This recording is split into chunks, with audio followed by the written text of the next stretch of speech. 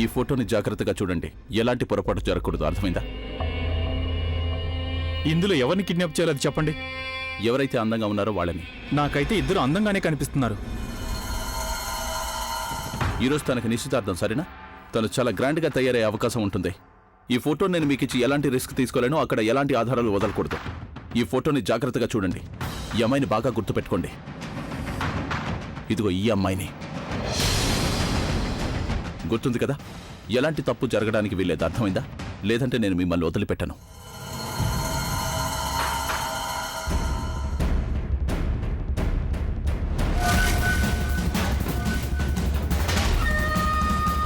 నమస్కారం పంతులు గారు, ఎలా ఉన్నారు మీరు?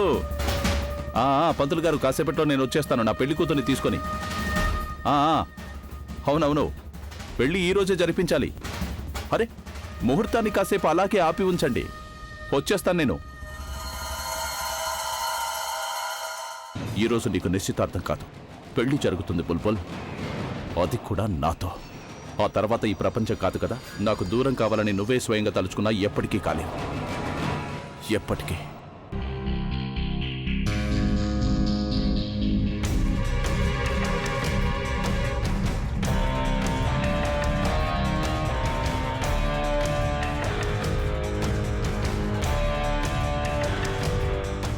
థ్యాంక్ గాడ్ అభి, నువ్వు నాకు ఒంటరిగా కనిపించావు. నేను నీతో కొంచెం మాట్లాడాలి. నీకు తెలుసా, ఈరోజు మామ్ డాడ్ నన్ను ఇక్కడికి రాకూడదని అడ్డుపడ్డారు. ఎందుకు? ఎందుకంటే వాళ్ళు నన్ను ఆ అబ్బాయిని కలవడానికి తీసుకెళ్లాలనుకున్నారు. నాకు అతనితో సంబంధం మాట్లాడుతున్నారు.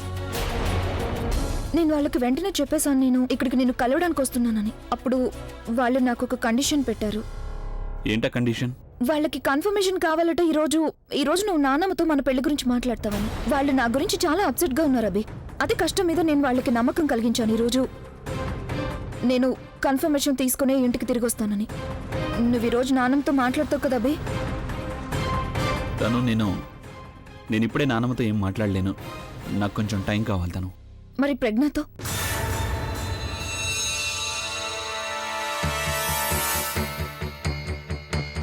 కమాన్ అభి, ఏదో ఒకటి చెప్పు. ఇలా మౌనంగా ఉంటే ఏం కాదు. ప్లీజ్ కనీసం నాకు ఇదైనా చెప్పు. నేను ఇంటికి వెళ్ళక మామ్ డాడీకి ఏం చెప్పాలో. తను ఈ ఒక్క రాత్రి ఓపిక పట్టు. ఈసారి ఎంగేజ్మెంట్ అయిపోయిందంటే ఆ తర్వాత నేను ముందు ప్రజ్ఞతో మాట్లాడతాను, తర్వాత నాన్నమ్మతో మాట్లాడతాను. ఓకే, కానీ ప్లీజ్ అభి ఈరోజు ఎలాగైనా మాట్లాడు. ఎందుకంటే రేపు మామ్ డాడ్ తిరిగి వెళ్ళిపోతున్నారు. అందుకే ఎప్పట్లాగానే ఈసారి కూడా వాళ్ళని అబద్ధాలు చెప్పి పంపించాలనుకోవట్లేదు. ప్లీజ్ అభి, ఈరోజు ఎలాగైనా మాట్లాడు.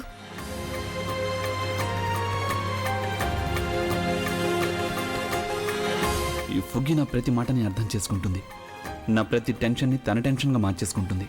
కానీ మరొక వైపు ఈ తను అర్థం చేసుకోవడం కాదు, తిరిగి నన్నే టెన్షన్ పెడుతోంది. ఈరోజు చాలా అందంగా ఉన్నావు నువ్వు. ఈరోజు ప్రవీణ్ కి ఖచ్చితంగా మెడ పట్టేస్తుంది. ఎందుకని? నువ్వు తనకి లెఫ్ట్ లో నిలబడి ఉంటావు కదా, అందుకని లెఫ్ట్ లో చూసి మెడ పట్టేస్తుంది. పట్టాల్సిందే కదా మరి. భర్తకి భార్యను తప్పించి ఇంకెవరిని చూడాల్సిన అవసరం లేదు. అలాగా? నువ్వు చెప్పింది నిజమే కాదన్ను, కానీ ఈ గందరగోళంలో పాపం ప్రవీణ్ కి ఎంతో జలసి వస్తుంది కదా. ఇప్పుడు జలసి ఎందుకు? చూడు, నువ్వు చాలా అందంగా ఉన్నావు. అక్కడ ఇంకా చాలా మంది అబ్బాయిలు ఉంటారు కదా, వాళ్ళ దృష్టి కూడా నీ మీద పడుతుంది. ఇదిగో చూడక్క, వచ్చేసింది మన బుల్బుల్. నమస్తే అమ్మమ్మ.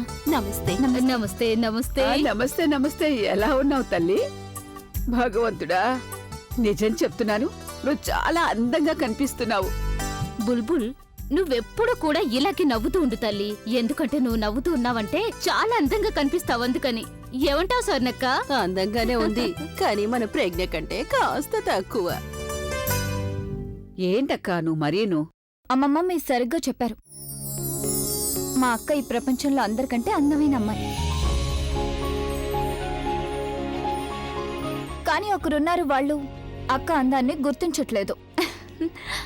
అక్క, నిన్నెవరైనా ఇష్టపడినా ఇష్టపడకపోయినా నువ్వెవరినైతే ఇష్టపడుతున్నావో వాళ్ళకి ఫైనల్ గా నీ మనసులో మాట చెప్పేసి I'm so happy for you. ఏంటి మీలో మీరే గొడుక్కుంటున్నారు? చున్ని, తనది చున్ని సరి చెయ్యాలమ్మా. నా చున్ని బాగా చున్ని సరిగ్గా లేదు, కొంచెం సరి చెయ్యాలి. ఏమైంది? చున్ని సరి చేసుకో. ఏంటి ఏమంటున్నావు నువ్వు?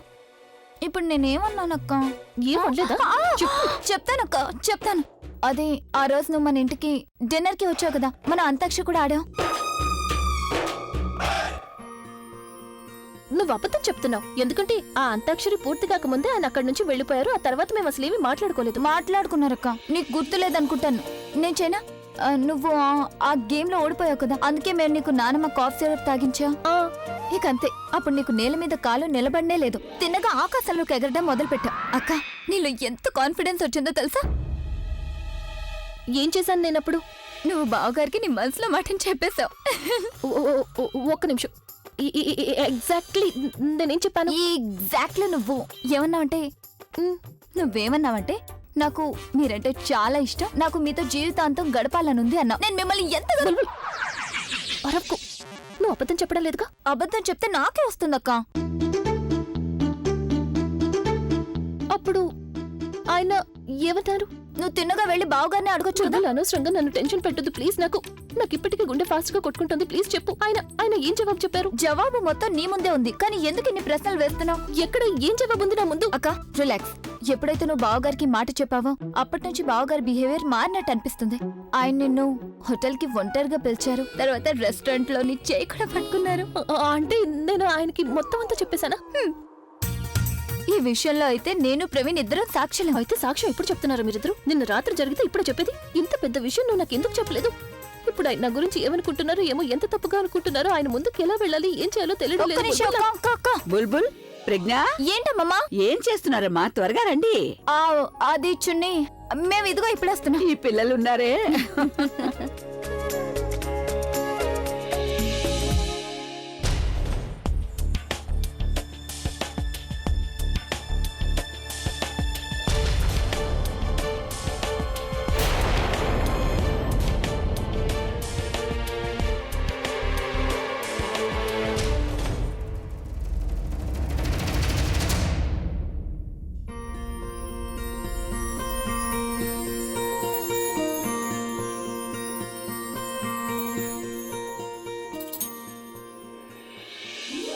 ప్లీజ్ ఇక టైం వేస్ట్ చేయకు. నేను నీకోసం స్టార్ గెలాక్సీలో వెయిట్ చేస్తుంటాను. త్వరగా రా, అక్కడ మాట్లాడతాను. నేను కూడా మీతో ఒక ముఖ్యమైన విషయం మాట్లాడాలి. చెప్పేది ఏదో అక్కడికి వచ్చి చెప్పు. ముందు మీరు. నువ్వే అంటున్నానా? ముందు మీరే. నువ్వే అన్నానుగా. ముందు మీరు. సారీ. నీ హస్బెండ్ మీద నీకున్న ప్రేమ నీ కళ్ళల్లో చూసాం. సిగ్గుపడకు. Go ahead, kiss him. వాళ్ళు ఇక్కడికి రారు అనుకుంటా. రారు కదా? ఇక చెయ్యి వదులు. కిస్ పెట్టుకున్నాక వదులుతావా ఏంటి? ఇవన్నీ చెప్పడానికి బుల్బుల్కి ఇప్పుడే అవకాశం దొరకాలా? ఇప్పుడు నేను ఆయన ఎలా ఫేస్ చేయాలి? ఇప్పుడు ఆయన నాకు ఏం కొత్త పేరు పెడతారో అని భయంగా ఉంది. ఫుగీ, ఫుగీ. భగవంతుడా, ప్లీజ్ ప్లీజ్ ఆయన ఇక్కడ నుంచి పంపించే. ఫుగీ, ఫుగీ, ఫుగీ. ఫుగీ ఎక్కడికి వెళ్ళింది? నానమ్మని అడిగితే రూమ్ లోనే ఉందండి. చేంజింగ్ రూమ్ లో ఉందా? ఫుగీ, ఫుగీ. ఇక్కడ కూడా లేదు.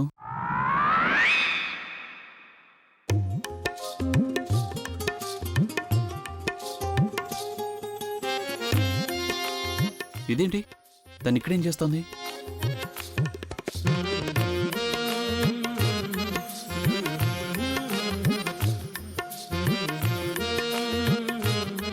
ఫుగీ,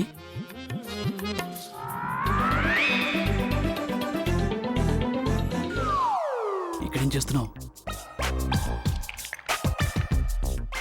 ఏం లేదు.